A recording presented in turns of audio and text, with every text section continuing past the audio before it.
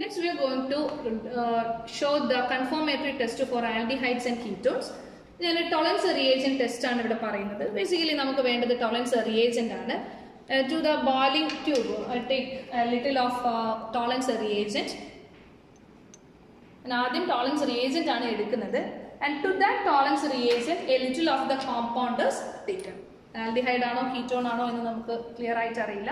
Anyway, that compound is taken into the tolerance reagent which is already taken in the boiling tube. ഇനി നമ്മൾ ചെയ്യേണ്ടത് ഈ ഒരു മിക്സ്ചറിനെ നമ്മൾ ഒരു ബോയിലിംഗ് വാട്ടർ ബാത്തിൽ വെച്ച് നമ്മൾ എന്ത് ചെയ്യണം, നമ്മൾ വാം ചെയ്യിക്കണം or kept for some time. Boiling water bath എന്നുള്ളത് ഞാൻ ഓൾറെഡി ചെയ്യുന്നത് നോർമലി ഒരു ബീക്കറിൽ ഞാൻ കുറച്ച് വാട്ടർ എടുത്തു. ഈ ഒരു വാട്ടർ ബോയിലിംഗ് കണ്ടീഷൻ ആകുന്ന സമയത്താണ് നമ്മളുടെ കോമ്പൗണ്ടിനെ വെക്കേണ്ടത്. അത് നമ്മളൊരു ബോയിലിംഗ് കണ്ടീഷനിൽ എത്തുന്ന സമയം വരെ നമ്മൾ വെയിറ്റ് ചെയ്യണം.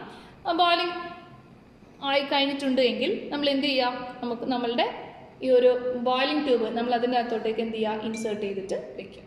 ഇതിങ്ങനെ ചെയ്യാനുള്ളൊരു മെയിൻ റീസൺ എന്ന് പറയുന്നത് നമ്മളുടെ ബോയിലിംഗ് ട്യൂബിനകത്തുള്ള ഈ ഒരു സൊല്യൂഷനിനകത്തോട്ടേക്ക് ഡയറക്റ്റ് ഹീറ്റ് അല്ല വേണ്ടത്, നമുക്കൊരു കോൺസ്റ്റൻറ്റ് ഹീറ്റ് പ്രൊവൈഡ് ചെയ്യാൻ വേണ്ടിയിട്ടാണ് ഇതുപോലെ ഒരു വാട്ടർ ബാത്ത് നമ്മൾ യൂസ് ചെയ്യുന്നത്.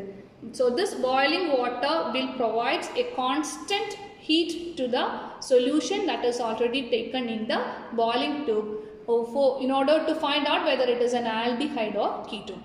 നമ്മൾ അവിടെ കുറച്ച് നേരം കീപ്പ് ചെയ്യണം.